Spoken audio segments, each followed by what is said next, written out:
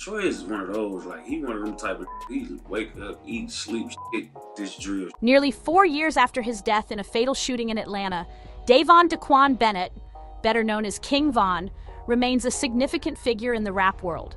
You take the picture in front of Odee, in front of the King Von girl. So what was going on with that? Dirk told me to do that. Dirk told you to do that? Yeah. Okay. Despite his passing, new music under his name continued to drop as recently as 2023. But aside from his posthumous releases, Von has stayed in headlines due to revelations about his personal life and alleged connections to multiple homicides tied to Chicago's violent gang landscape. These allegations even led some to label him a serial offender. Cuffs. You usually don't really see dudes be able to slip out of the handcuffs like that. Yeah, that was crazy. I don't know how he did it, but he did it. Even the guards were baffled at how he had managed to slip out of his cuffs, yet he was cuffed properly. You can even see that he was cuffed correctly. You should see the marks of the cuffs on his arm. One major reason King Von instilled fear in others within the industry was his affiliations. The company he kept played a substantial role in shaping his image. Von was surrounded by individuals who were known for their influence and notoriety, both in hip-hop circles and on the streets. Me, T-Roy, all us, Von, we all used to be in cahoots. They used to have guns, but we just used to have it so that the big guys wouldn't call us pussy. It's just like when you grew up in the hood and it's like, you ain't getting no pussy, you ain't no nothing, you a lame, you a goofy, so niggas finna do what? We finna try to fucking do all this. We might not even want it, but like we finna try to open ourselves up to it so niggas can't talk about us. His connections included Chicago rapper Lil Durk and street figure James Johnson, also known as T-Roy. T-Roy, a close friend of Von, was known as a feared figure in O Block, a section of the Black Disciples gang. Though small in stature, standing at approximately 5 feet 1 inch, he built a reputation for being relentless in the Chicago gang conflicts. Then T-Roy was right there with him his last little moments, and T-Roy, and then T-Roy said that, oh, was like, damn, they got me, bro. Like, that was his last word. Oh, love, like, overly love. His funeral was packed. While he wasn't widely known during his lifetime, his legacy was cemented through tributes in music and interviews by those who knew him. Accounts from associates described him as someone deeply involved in a string of shootings and violent encounters before his death. Von's inner circle wasn't just street-connected, it was filled with individuals linked to serious crimes, further fueling the fear and respect many had for him. T-Roy, you ain't gotta be scared of him if you one of the guys, you know what I'm saying? But if you on that other side, you should be terrified of him. Like terrified of him, like, and for good reason. T-Roy's name carried weight on the streets of Chicago, to the point that many believed he served as a personal enforcer for Chief Keef. This speculation grew stronger when Chief Keef himself referenced T-Roy in several tracks. On his song No Reason, Keef rapped, "I'm coolin' in the trap, getting high for no reason. T-Roy grabbed my strap, he gon' blast for no reason." Roy just different, you know what I'm saying? He was a real enforcer. Shorty is a savage on hold. Another motherfucker that was fearless. In Savage, Keef added, "T-Roy, he got the semi, he'll send your ass to heaven." And in Self, he continued to feed the narrative, saying, "T-Roy got a gun that's bigger than him." These lyrics reinforced the idea that T-Roy was more than just a friend. He was a trusted figure willing to handle business at any moment. You take the picture in front of Odee, in front of the King Von girl. So what was going on with that? Dirk told me to do that. Dirk told you to do that? Yeah. Okay. After T-Roy's passing, several of his affiliates openly praised his legacy. Rapper Boss Top referred to him as a fearless presence who showed no hesitation when it came to gang-related activity. Cuffs. You usually don't really see dudes be able to slip out of the handcuffs like that. Yeah, that was crazy. I don't know how he did it, but he did it. Even the guards were baffled at how he had managed to slip out of his cuffs, yet he was cuffed properly. You can even see that he was cuffed correctly. You should see the marks of the cuffs on his arm. Fellow Chicago artist Tay Capone shared similar sentiments, describing T-Roy as someone who focused his time on nothing but preparing for his next move, saying he would eat, sleep, and then roll on his opposition. Capone also noted that T-Roy's enemies lived in constant fear of him. His name alone was enough to make rivals think twice. But how did someone so young and of small stature become one of the most intimidating individuals in the Chicago streets? One theory, supported by those who knew him, suggested that T. Roy's transformation stemmed from his experiences growing up. Due to his height, standing just over 5 feet, he was frequently targeted and teased, especially during his school years.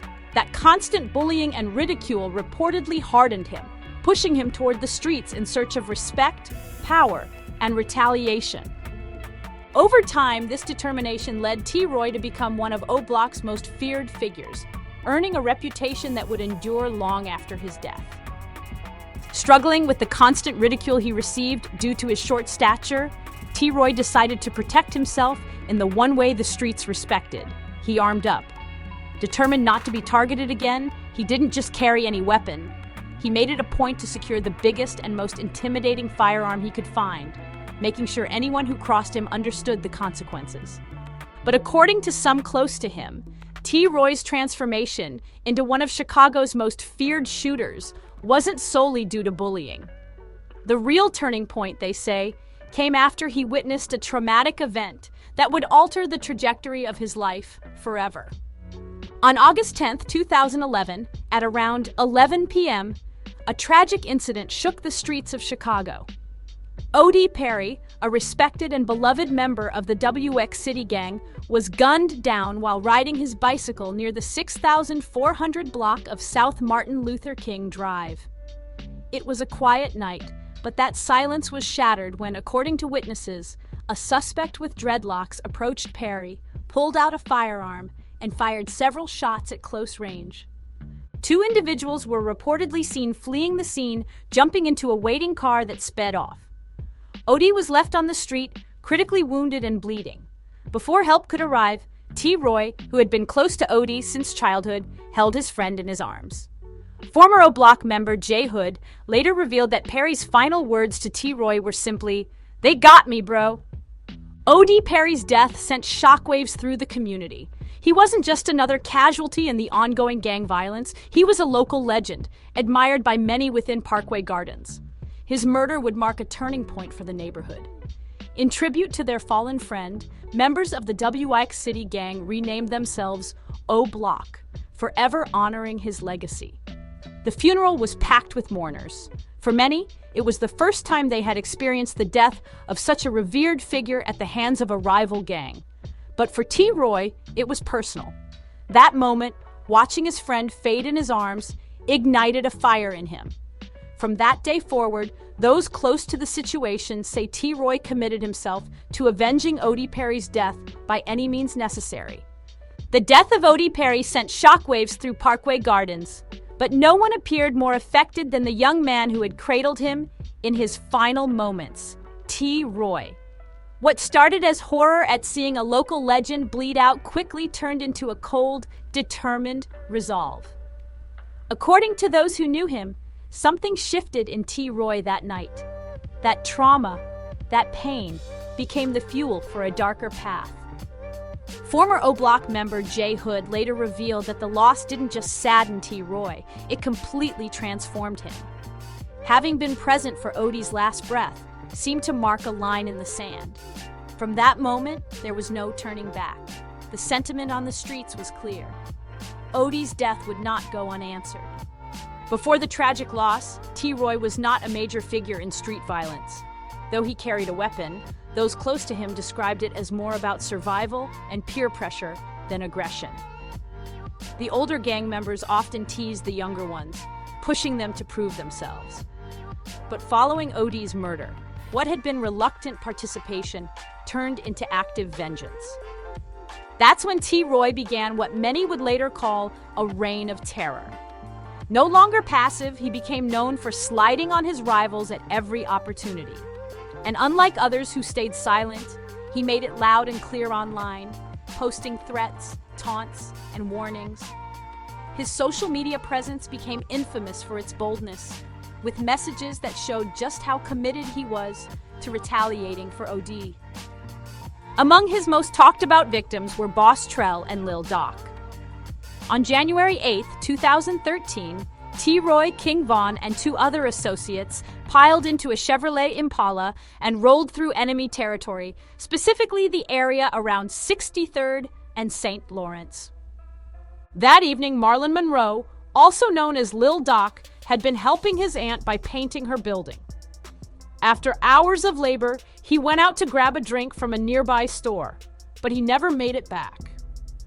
As Doc walked toward the store, T-Roy jumped out of the vehicle with a weapon in hand. Without hesitation, he opened fire. Doc tried to flee but was struck by the gunfire and collapsed in an overgrown lot beside the store. When police arrived, they initially cleared the scene without finding his body. It wasn't until hours later that Doc's remains were discovered, hidden in the weeds, his death marking another chapter in the growing violence that was sweeping through the area. The brutal aftermath of gang conflicts in Chicago continued to unfold, with one tragic discovery after another. Just hours after the shooting of Lil Doc, a 16-year-old relative rushing home to meet curfew stumbled upon his lifeless body in an overgrown lot on the 6,300 block of South Street, Lawrence Avenue. The scene underscored just how embedded violence had become in the community. Lil Doc, just 21 years old, had been out of prison for 2 months after serving time for stealing a car. In an effort to rebuild his life, he had earned his GED while incarcerated and was actively pursuing a painter's license. He had even begun doing property maintenance for his aunt. Despite his efforts to turn things around, his past caught up with him in the worst possible way. But the violence didn't stop there. The next high-profile target was Boss Trell, also known as Sheroyd Liggins, a figure closely tied to rival sets and implicated in the death of one of T-Roy's friends. On the night of November 10th, 2012, authorities found Liggins lying in the street with a single gunshot wound to the head. He was taken to Stroger Hospital in critical condition, but sadly passed away a few hours later. Liggins, well aware of the looming danger in Chicago, had been preparing to leave. After surviving multiple attempts on his life, first by OB 600 members and later by individuals including King Von and Big A, he made the decision to start over. The plan was to move to Iowa and begin a new chapter. Boss Trell had purchased a bus ticket and even posted about his fresh start on Twitter, writing, "Can't wait till I get my new start." But that message proved fatal. The tweet, though hopeful, alerted his enemies to his intentions. For those involved in the ongoing conflicts, allowing someone to walk away wasn't an option. Retaliation was considered unfinished business. According to street sources, a plan was orchestrated to ensure Boss Trell never made it out of Chicago. It's believed that T-Roy and his associates used a female acquaintance to set the trap.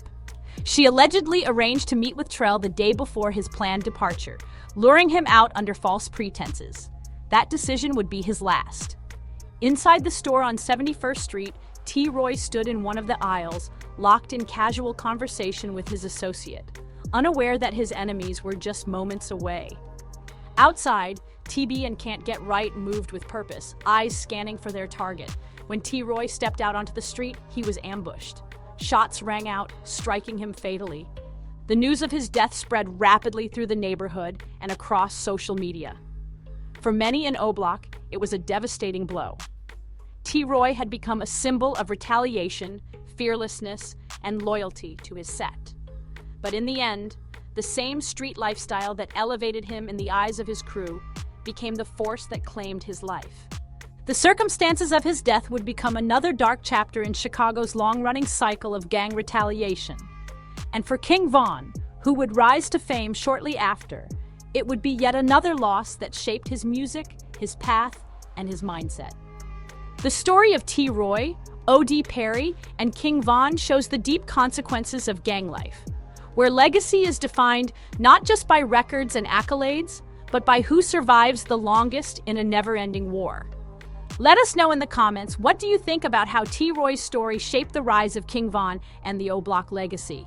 And if you made it to the end, be sure to like this video and subscribe to the channel for more deep dives like this. You won't want to miss what's coming next.